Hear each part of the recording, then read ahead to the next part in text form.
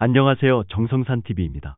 오늘 전해드릴 소식은 권순일 판사 필히 척결해야 하는 이유 떴다라는 소식입니다. 대장동 개발 비리 범죄 수익 중 428억 원이 더불어민주당 이재명 대표의 선거 자금이었다고 주장 중인 유동규 전 성남도시개발공사 기획본부장의 증언 신빙성을 두고 14일 법정 공방이 벌어졌다. 특히 유동규 전 본부장이 정진상 전 더불어민주당 정무조정실장이 2020년 봄 무렵 김만배 씨에게 이재명 대표의 경선 자금 20억 원을 요구했다라고 주장하자 재판부는 의아하다는 반응을 보였다. 당시 이재명 대표는 공직선거법 위반 혐의로 대법원 판결을 앞두고 있었는데 결과가 나오기 전부터 경선 자금 마련에 나섰다는 것은 설득력이 떨어진다는 이유에서였다.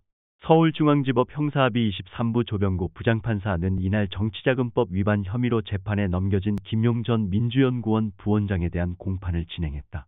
이날 공판에는 직전 공판과 마찬가지로 유동규 전 본부장이 증인으로 출석했다. 유동규 전 본부장은 대장동 개발 비리 의혹 피고인인 김만배 씨로부터 428억 원을 받아 이재명 대표를 위해 쓰기로 했다고 주장하고 있는 상황이다. 그는 앞서 열린 9일 공판에서도 검찰이 김 씨의 지분 절반에 상당하는 금원을 받기로 한 사실이 있느냐라고 묻자 네라고 답했다.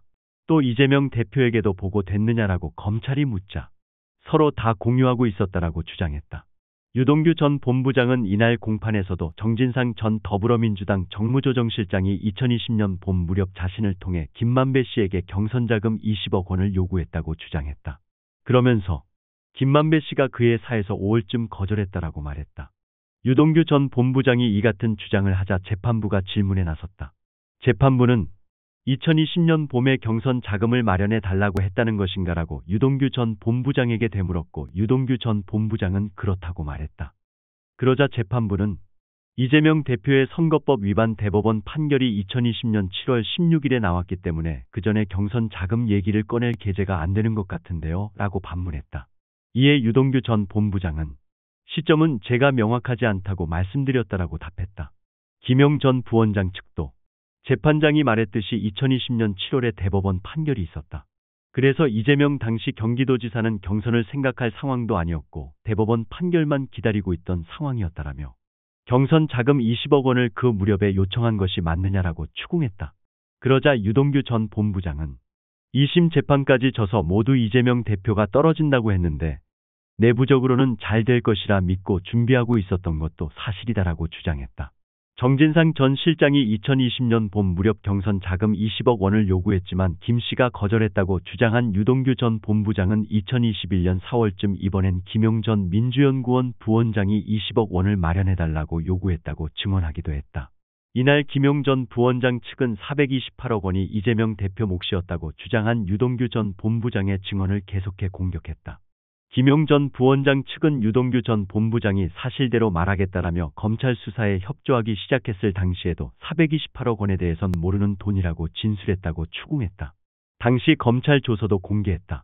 김용 전 부원장 측은 검찰이 유동규 외 이재명, 정진상, 김용도 428억 원을 받기로 한 사실을 알고 있는가라고 묻자 유동규 전 본부장은 받기로 한 적 없고 이재명, 정진상, 김용도 모르는 사실이라고 답했다라며 사실대로 진술하겠다고 말한 이후 조사인데 그때도 선별적으로 진술한 것인가라고 추궁했다. 이에 유동규 전 본부장은 사실 전체를 털어놓는 것은 그때까지도 두려웠다라며 많이 망설였고 일부 시인하고 인정하지만 다 털어놓기에는 망설여지고 겁이 났다라고 맞섰다. 그러자 김용 전 부원장 측은 428억 원에 대해서 알면서도 그렇게 진술했다는 것인가라고 물었고 유동규 전 본부장은 그렇다라고 말했다. 김용 전 부원장 측은 김만배 씨는 2022년 10월 25일 검찰 조사에서 428억 원 지분에 대해 유동규 전 본부장에게 줄 생각은 없었는데 유동규 전 본부장이 물어보길래 2019년과 2020년쯤 주겠다는 식으로 이야기했다라고 말했다라며 그런데 유동규 전 본부장은 김만배 씨가 2014년에 이른바 도원 결의를 하며 돈을 주겠다고 했다고 증언하는데 전혀 맞지 않다고 주장했다. 이에 유동규 전 본부장은 김만배의 진술은 틀린 것이라고 반박했다. 유동규 전 본부장은 이날도 428억 원에 대해서 이 돈은 이재명 대표 선거를 위해서 쓰는 돈으로 생각했다라고 주장했다. 그러자 김용 전 부원장 측 변호인은 이재명 대표를 위해 쓰는 돈이라고 했는데 유동규 전 본부장이 5억 원을 받아서 왜 개인적으로 쓴 것인가라고 물었다. 재판부도 결국 이재명 당시 경기도지사를 위해 쓰겠다는 전제로 자금이 조성돼 유동규 전 본부장이 5억 원을 받았는데 다른 용도로 쓰인 것 같다. 왜 그렇게 쓴 것인가라고 묻자 유동규 전 본부장은 4억 원은 남욱 변호사에게 주기로 전제됐던 돈이고 7천만 원은 김용 전 부원장이 필요하다고 해서 우선적으로 준 것이라고 답했다.